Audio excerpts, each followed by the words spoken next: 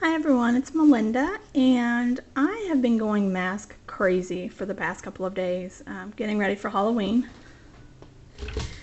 And so I wanted to share with you what I've been doing. Now, I saw a tutorial on YouTube where you could use saran wrap and puffy paint or hot glue to make a mask. And instead of doing that, I used transparency sheet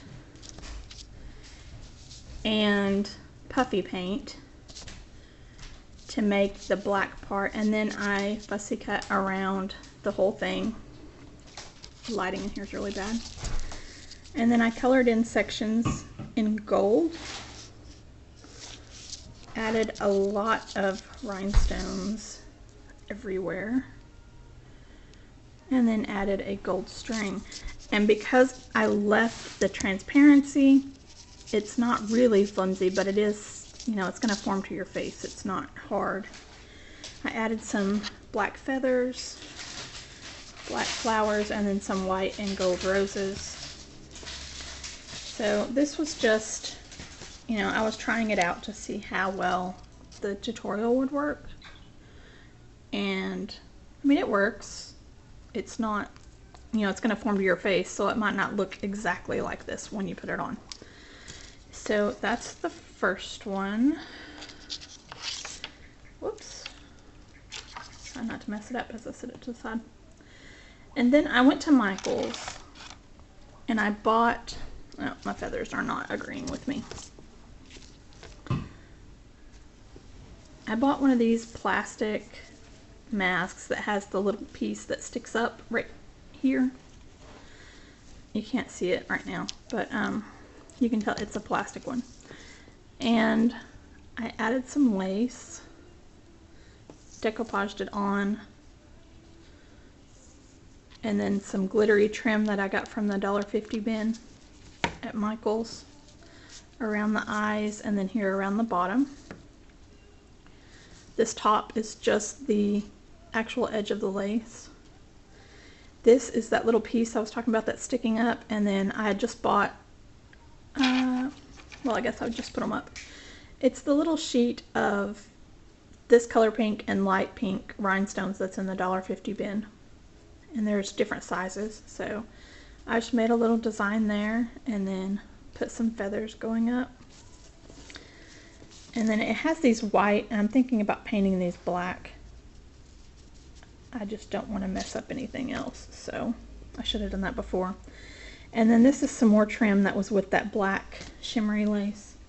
This black, it's got little knots. My phone, or my camera doesn't want to focus very well. And then I bought a bunch, probably 10 yards of this pink eyelash trim for 99 cents. It was on the clearance rack. And then this black eyelash trim came with the other black trim, and I just cut a long piece. You got a yard of each of the black, so what I did was I took the yard, I cut it in half, and there's half on this side and half on the other side, and I just ran it halfway through the little hole on the side, tied it, and then so now there's 2